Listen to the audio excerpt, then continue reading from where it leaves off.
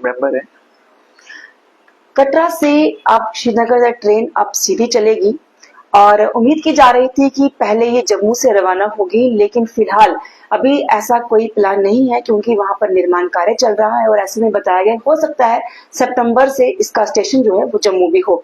लेकिन बहरहाल फिलहाल अभी ये कटरा से जो सीधी ट्रेन गई है, क्या उसका असर जम्मू के व्यापारियों पर पड़ेगा या फिर नहीं, या क्या कोई फायदा होगा, इस पर हम बातचीत करेंगे। हमारे साथ व्यापारी यहाँ पर मौजूद हैं, ऊपर सोशल एक्टिविस्ट भी हैं, इनके साथ बात करते हैं। सर, कटरा से लेकर जो है श्रीनगर तक ट्रेन तो चलेगी, उम्मीद कर रहे थे कि जम्मू से शुरुआत होगी, लेकिन फिलहाल अभी सितंबर तक समय लग सकता है, कितना असर पड़ेगा जम्मू पर? देखिए, बहुत असर पड़ेगा। एक समय था कि ट्रेन जो था सिर्फ पठानकोट तक आती थी, उस टाइम पे पठानकोट हब हुआ करता था।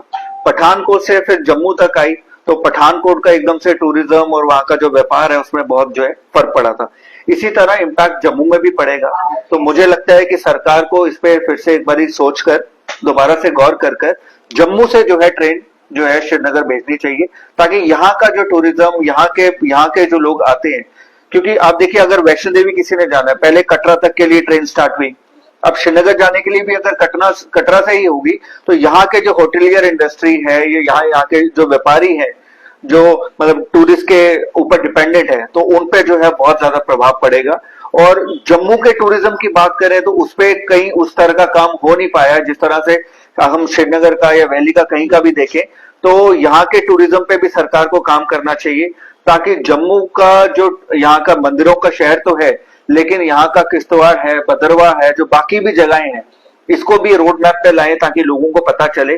जिस तरह से लोग श्रीनगर जा रहे हैं तो वो इस तरह से वहां भी जाए, क्योंकि वहां पे भी स्नोफॉल होती है, वहां का भी आप लैंडस्केप देखेंगे, वहां की स्कीनिक ब्यूटी जो है बिल्कुल वैली की तरह है।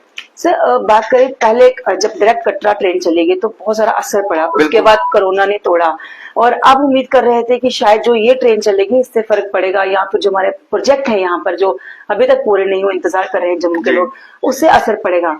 फिलहाल अभी जम्मू के हिस्से में अगर आप देख रहे हैं, हिस्से में क्या कुछ आया लग रहा है? देखिए, जम्मू के हिस्से में कुछ नहीं आया। अगर आप देखें तो शुरू से कश्मीर सेंट्रिक पॉलिसीज की वजह से पिछले 70 साल से सबसे ज्यादा दबाव कहीं पड़ा है तो वो जम्मू सूबे में है।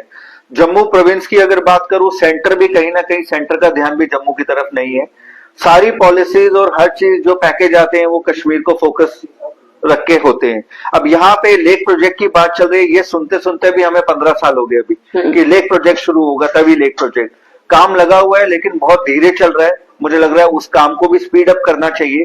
उसके अलावा यहाँ पे शिव खोड़ी है, बहुत सारे स्पिरिचुअल प्लेसेस भी हैं, रिलीजियस प्लेसेस है, उन्हें भी जो है आपको मतलब थोड़ा सा वहां पे प्रमोशन की जरूरत है, लोगों को पता लगे, ताकि जम्मू को एक्सप्लोर करने के लिए यहाँ पे जम्मू सेवा बस शुरू होनी चाहिए टूरिज्म डिपार्टमेंट की तरफ से, ताकि जो टूरिस्ट बाहर से आए हम उन्हें हाईलाइट। आप देखिए मुंबई जाएंगे, मुंबई दर्शन बस होती है और बकायदा पैम्फलेट्स होते हैं कि आप ये जगह सभी जो है एक्सप्लोर कर सकते हो। सरकार द्वारा भी और प्राइवेट भी पैकेजेस बनाए गए हैं कि पूरा सपोज मुंबई घुमाना है तो हम आपसे इतना चार्ज करेंगे। तो सेम इनिशिएटिव जम्मू में भी लिया जा सकता है। इतने सारे मंदिर हैं, हम अखनूर की बात करें या हम आरसपुरा की बात करें, बॉर्डर पे बकायदा वहां पे सुचेतगढ़ बॉर्डर जो है वहां पे इतनी सारी एक्टिविटीज जो है बीएसएफ द्वारा हो रही है, जिस तरह से अपना अमृतसर में होती है। तो मुझे लगता है कहीं ना कहीं जो है इसे प्रॉपरली जो है रेगुलेट जो है गवर्नमेंट द्वारा नहीं किया जा रहा, पब्लिसाइज नहीं किया जा रहा। सर, अगर ट्रेन जम्मू से भी चल जाती है तो क्या लगता है कि बूस्ट होगा, क्या टूरिस्ट उतरेंगे क्या? देखिए, इम्पैक्ट तो पड़ेगा ओवरऑल अगर बात करें इम्पैक्ट पड़ेगा। उसका ऑल्टरनेटिव यही है कि जिस तरह से इन्होंने अचीवमेंट दिखाई है कि हमने ट्रेन पहुंचाई कश्मीर तक, इसी तरह इन्हें किश्तवाड़ तक भी ट्रेन पहुंचानी पड़ेगी, क्योंकि लोगों को पता लगना चाहिए कि वैली में, और अगर हम कंपैरिजन करें किश्तवाड़ में, वहां पे भी स्नोफॉल होती है, वहां पर भी होती है, ठीक है, बहुत सारी।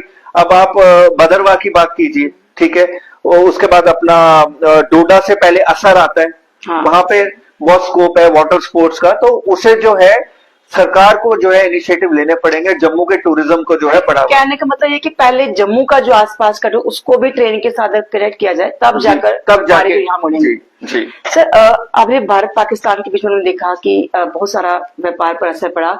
जिन बाजारों में रौनक होती थी, चलने की जगह नहीं थी, आज वो वीरान है। अब श्री अमरनाथ यात्रा भी आने वाली है, तो कोई उम्मीद कर रहे हैं?